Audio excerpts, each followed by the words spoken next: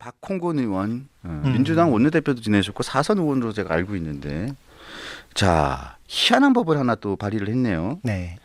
저는 이 방송 진행하면서 제가 몇 번이나 이 말씀을 드린 적이 있었는데 만에 하나 윤 대통령이 탄핵에 인용이 되고 또 이렇게 된다면 만약에 또 이재명 대표가 뭐 조기 대선이 열려서 정권을 잡는 상황이 생긴다면 그야말로 거부권은 이제 사라지는 거고 거부권조차 쓸 수 없는 상황이 되고 의회 권력 민주당, 행정 권력 민주당, 사법 권력도 이제 거의 뭐 민주당 쪽으로 재편이 될 것이고 모든 걸 장악하게 된다. 그렇게 될 경우에 맨 먼저 할 일이 아마도 국민의힘을 위헌 정당으로 몰아서 내란 정당으로 몰아서 국회 내란 정당으로 몰아서 해산을 시도할 것이다. 저는 그렇게 생각을 했었거든요. 그래서 그렇게 몇 번 말씀을 드린 적이 있어요. 네. 분명히 이재명이라는 정치인은 그러고 남을 것이다. 자, 정말로 하네요. 그러니까요. 근데 박홍근 의원이 그런 것을 발의를 했어요. 저는 그래서 정치권이나 리병수 앵커가 그런 걸 내다보고서 얘기할 때에도 진짜 그런 상황을 막아야 되기 때문에 최악의 상황을 상정해가지고 얘기한다라는 느낌으로 얘기를 했었던 건데 이걸 지금 법으로 만든다는 거는 정말 뭐 숨기지도 않는구나. 정말 이런 사람들이 법을 만들고 있었다는 거에 대해서 통탄할 수밖에 없는 게 이거는 명백한 위헌이거든요. 위헌이에요. 근데 이거를 정치권에서 주장하는 것도 위헌적인 주장을 한다라고 비판을 받을 상황에서 이거를 법으로 만드는 거는 부끄러움이 없는 거예요. 일단 어떤 사람의 잘못에 대해서 아직 뭐 확인된 건 아니지만 결론이 나왔다 쳤을 때 그거를 위헌 정당으로 하면은 당 전체의 문제, 당 전체에서 거기에 뭐 동조한 사람이 있는지 없는지 따져가지고 자기 책임하에서 뭐 처벌을 받거나 징계를 받거나 이게 현대 헌법의 근간이고 자기 책임의 원리고 형사법의 대원칙인데 싹 무시하고 그 정당 소속이면은 잘못이 있을 때 연대 책임져. 그렇죠. 그 정당 소속이야? 그럼 다 날라가. 그럼 뭐 조국 대표에 대해서 뭐 당도 만들지 말고 조국혁신당도 확정 판결됐을 때 당 없어졌어야죠. 이재명 대표 같은 경우에는 지금 정권 사범일 뿐만 아니라 지금 받고 있는 혐의가 있잖아요. 그러면은 그거에 대해서 잘못을 결사옹위했던 민주당도 해산해야 되나요? 뭐 똑같은 얘기가 되는 거예요. 지금 위헌 정당이라는 거에 대해서는 개념이 없구나. 정당은 헌법상의 강한 보호를 받게 되거든요. 그래서 예전에 통진당 사태에서도 네. 정당 해산이 이루어졌을 때 그 소속인 국회의원들에 대해서도 직이 박탈되는지가 별도의 논의가 있었어요. 별도의 논의가 있어요. 이거 거꾸로 가는 거예요. 근데 그거는 더 큰 거예요. 당 전체가 위헌 정당이다. 당 자체가 위헌 정당이다.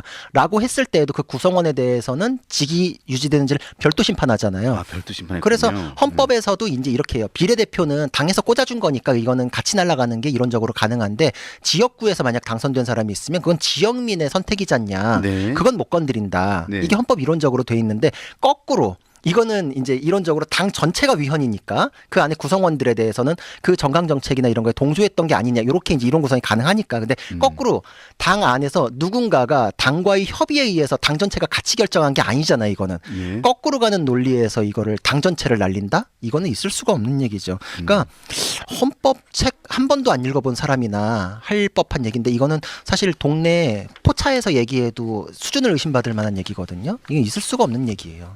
자, 그렇게 보면요. 박홍근 의원이 발의한 개정안을 보면 굉장히 법안 내용이 조악해요. 왜 조악하냐면 내란 외환죄로 대통령이 파면되거나 형이 확정되면 정당 해산 청구를 할 수 있게 하고 이거 여기까지도 굉장히 정치적인 법안이잖아요. 네. 그런데 이것도 조악한데 더 웃긴 거는 형 확정 이후 첫 번째 선거에 후보자를 내지 못하도록 한대요.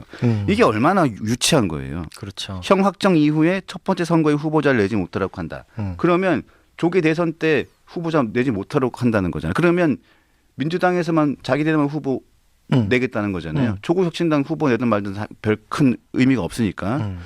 그러면 결국은 국민의힘에서 대선 후보를 내지 못하도록 하겠다는 게 법안의 핵심이잖아요. 그렇죠. 나는 더 웃긴 건 이 단서 조항이야. 단서 조항에 이걸 넣었더라고요. 파면과 조기 대선 사이에 재보선이 끼는 경우에는 재보선은 제외한다. 그러니까 혹시라도 여기 법안에 그런 게 있잖아요. 첫 번째 선거에 후보자를 내지 못한다 했는데 거기서 재보선이 중간에 딱 끼면 첫 번째 선거에 재보선에 끼면 재보선에서 후보자를 내지 못하고 그 다음에 조기 대선에서는 후보자를 낼 수 있으니까 이러면 안 되겠네. 그래서 조기 대선은 제외한대.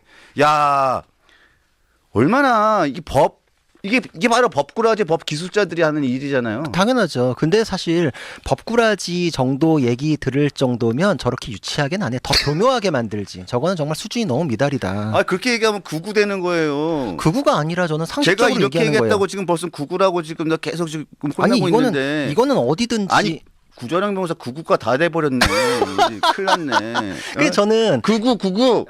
왜 그래 진짜.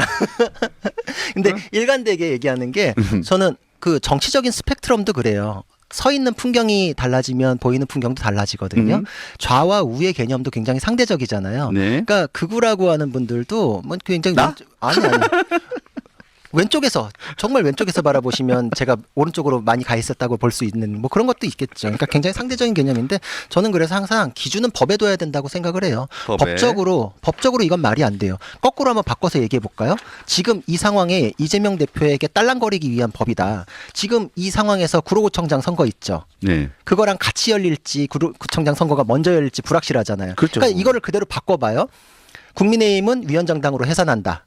그리고 다음에 만약 조기 대선이 열린다면은 구로구청장 선거는 제외하고 그 다음번 대선에 대해서는 후보 못 내게 만들겠다. 네. 요거예요, 그냥. 그거예요. 맞아요. 그거를 무슨 바꿔가지고 이렇게 하는 것 자체가 정말 이 눈 가리고 아웅도 안 돼요. 이거는 너무 수준이 낮은 하수인데 법이라는 거는 추상적으로 만들어야 되거든요. 모두에게 적용되는 걸로 만들어야지 질서를 형성해요. 그래서 예전에 뭐 처분적 법률 뭐 이제 이런 거 개념도 나왔는데 법은 그렇게 만들면 안 돼요. 예를 들어서 어떤 사람이 뭐 자신의 행위에 대해서 거짓말을 했을 경우에는 처벌받는다. 그러면은 거기에 조항에 적용이 되는지 안 되는지는 수사기관이 판단해요.